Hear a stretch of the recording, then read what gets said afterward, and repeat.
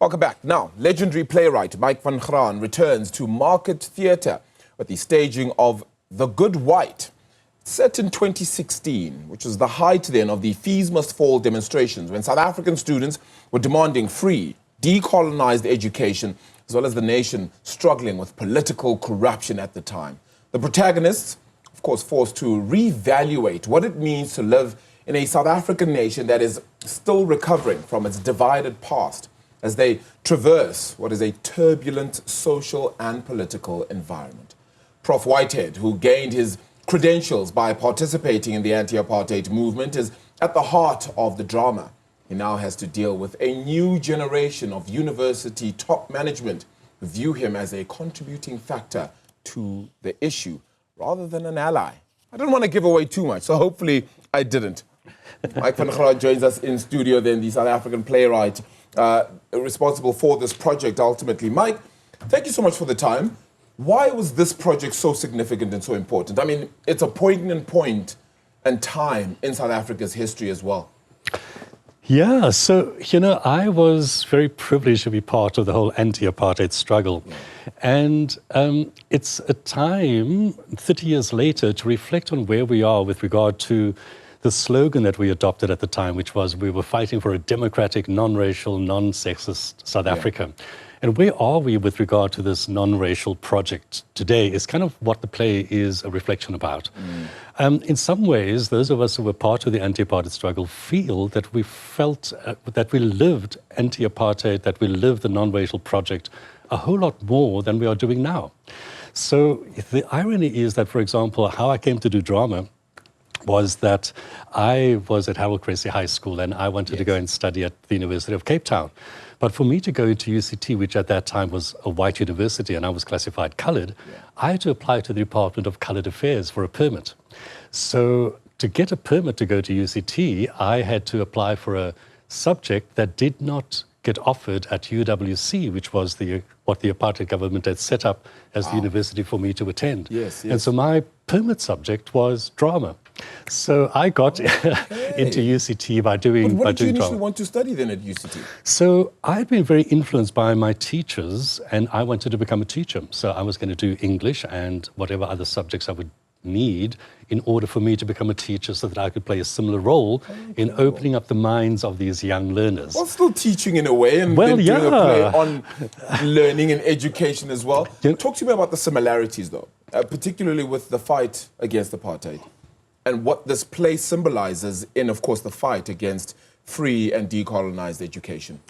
So here's the interesting thing. At the time that I grew up as one and was a student, I was very much influenced by Steve Biko and his kind of black consciousness movement. We identified ourselves as black, and although I had to apply to the Department of Coloured Affairs for a permit, we were all part of the struggle as black people. And I think that what has happened post-1994 is that we've, funnily enough, without the Population Registration Act being in place, these labels have still come to have their place within our society. My sons, both of whom are born frees, as it were, when they apply to university, they had to identify themselves in terms of one of those categories. So, what do they put themselves down as with a father who would have been classified coloured and a mother who would have been classified white? Who are they? So this is the irony that in order to address the legacy of the past and the inequities of apartheid, we now need to still be labeling ourselves in terms of one of these categories in order for redress to happen. And so this is kind of also what the play deals with. The good white, as you pointed out in your introduction, is someone who has had a great anti-apartheid history. But here he is in senior management, and the students who are all post-1994 born frees don't see him as someone who has an anti-apartheid record. As he says in the play, if they could dismiss the legacy of Nelson Mandela, why should they pay attention to him as someone who might have spent time in jail on behalf of the ANC? So they see him as being kind of responsible for the plight that they now experience within universities. So he becomes the lightning rod for their anger.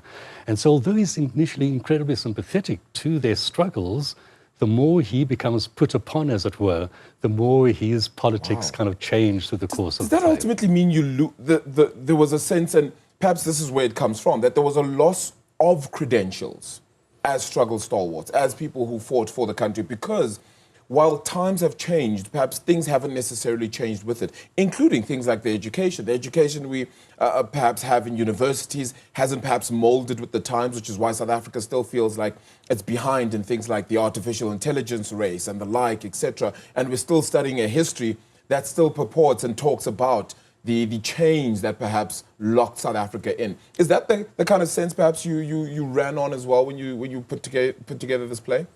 It's so interesting because, you know, when I was at university, I was probably one of fewer than 10% of the student body who would have been black in that broader kind of Biko sense. Yeah.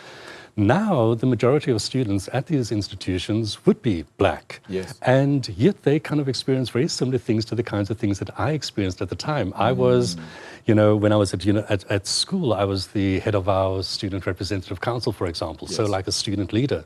But when I got to university, I felt incredibly intimidated. I felt like I couldn't speak English like my white English counterparts. I was a bit of a wallflower. In fact, Russell Savadio, who's the lead in this particular play, playing the role of Professor Whitehead, he was at university at the same time. He has no recollection of my being there and that was a generation of when some of the biggest stars in theatre were kind of being produced, Fiona Ramsey and Neil McCarthy and, you know, people like that. And I happened to be part of their class, but I sat at the back because I was not one of them. I couldn't articulate myself as well as they could. And I think that that sense of exclusion of, you know, we are not as worthy as, is still something which prevails today. And the art that is on the walls, the way in which people kind of experience being part of an institution and yet not part of it because it is so white in its history. Yes. And many of us at the time, we boycotted our graduation ceremonies. We didn't go to our graduation ceremonies because our position was that we were there to get the best education we could get in order for us to play a role to help to liberate our country. Yes. The graduation ceremony, with its mortarboards and its kind of graduation grounds, was a symbol of us being co-opted into a society of an elite.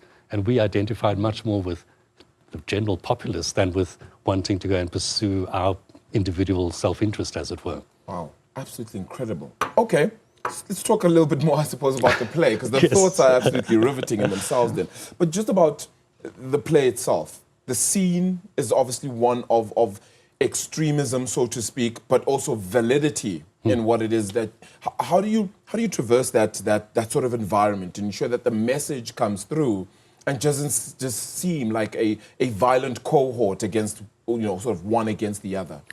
Yeah, so what I've decided to do with the piece was maybe just to explain who the other characters are. So there's Professor Whitehead, who is in his late 50s. He is the registrar of the university, so very senior in management.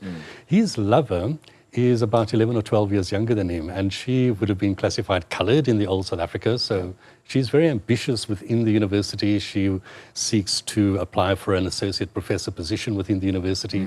Then there is their very good friend, who happens to be one of the very few black professors, but he hails from Zimbabwe. So they are all the academic group within the play, as it were. And then the student is represented by a young woman who happens to be the daughter of Professor Whitehead's former domestic worker. And she has come to university largely because of his goodness. He kind of facilitated her going to a private school to have the same education as his daughters had. He organized for her to have bursaries to come to university. Now she is part of the Fees Must Fall student movement leadership. And she is angry because she has now, as she says, learned the language which helps her to understand her position within society and that of her mother as well. And so she is now playing out these things in the context of this piece. That is incredible, because it's just the understanding of you having wanted to help somebody and yet perhaps you didn't fully help them in the way that they had hoped, and now they see things slightly differently. So in trying to make sure that the message comes out clearly, how best do you do that in such an emotionally evoking story? You know, because it has a lot of emotions, it has a lot of infighting within itself as well, a lot of truth, a lot of hate, a lot of anger, all those emotions come to the fore. How do you make sure that the message that you're trying to portray comes out clearly? So that's very interesting. Last night after the preview, I was asked by a young writer. He came along and said, I love your work, please, what was the message that you were trying to convey? What did you want us as an audience to leave with? Yes. Maybe just also to say that, I'm very interested in this whole notion of the personal being political, which was a phrase that we used in the personal being political, that we as individuals are impacted upon by the macro conditions in which we live. Yes. And we in turn impact those conditions. So there's a dialectic between how we are shaped by our society, but how we in turn can shape our society. And so there's a lot of intrigue also with regard to relationships between these folk. The personal relationships, the marriages and the personal kind of interfaces between these three academics in particular. So that kind of plays itself out as an integrated part of the more political musings of the piece. But what I said to this young writer afterwards was I was not so intent on having the audience leave with a particular feeling or for them to think that this is what the playwright wants me to believe. Okay. For me, it is much more important in a context of a society that is in transition, and we are still a work in progress in terms of democracy, was to put all of these perspectives on the table so that the audience will be able to leave and say, wow, all of them had truth. And I think that that's what I'm trying to show through theatre, that whereas before in the apartheid days, theatre was very much about us and them, good and bad, black and white. Yes. Now it is much more complex, there's much more nuance. Truth, everyone has an element of truth. Everyone has an element of... Is that the hardest thing to do these days? In playwriting, in theatre, perhaps even in just broader performance, ultimately in entertainment. Is that the hardest thing? Because there's so many views, discrepancies, they're totally different. As you said, it is no longer one view and another view, and that's that. So this is also very interesting and a great question because, when we are writing plays and the characters that we choose to be in them, because of the identity politics that we've kind of imported from the US and so on, and we've tended now to embrace that. Yeah. Whichever character you have in the play, people think that that character comes to be representative of all people classified like that, or all people who are from Zimbabwe.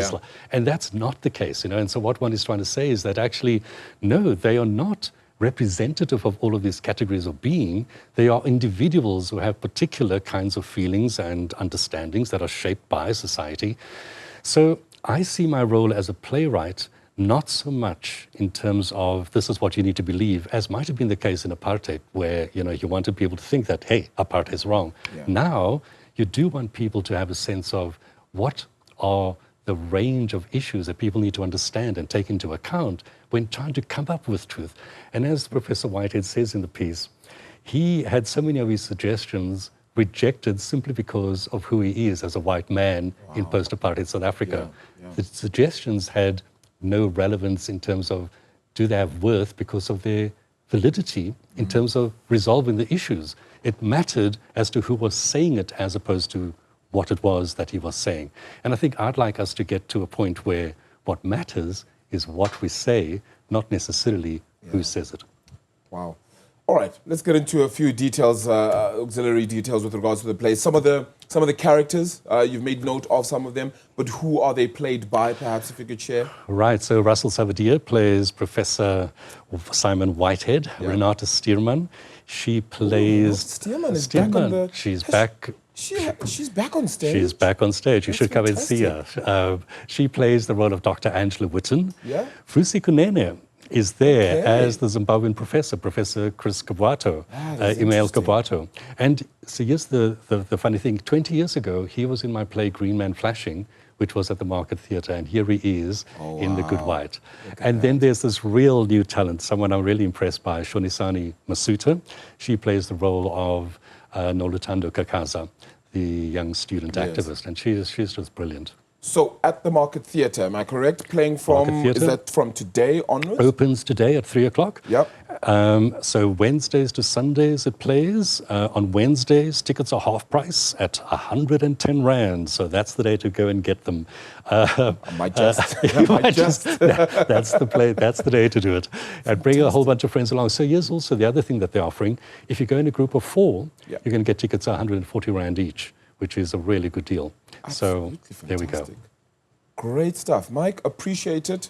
Thank you so much for sharing. I think it's a story beyond the play itself, which talks about hardships, which talks about people still wanting a different kind of freedom, shall we say, right? A freedom of expression as well, a freedom of education that looks different to what we've had in the past, and an ability for the country to be able to develop and decide its own future as well as what those students were wanting.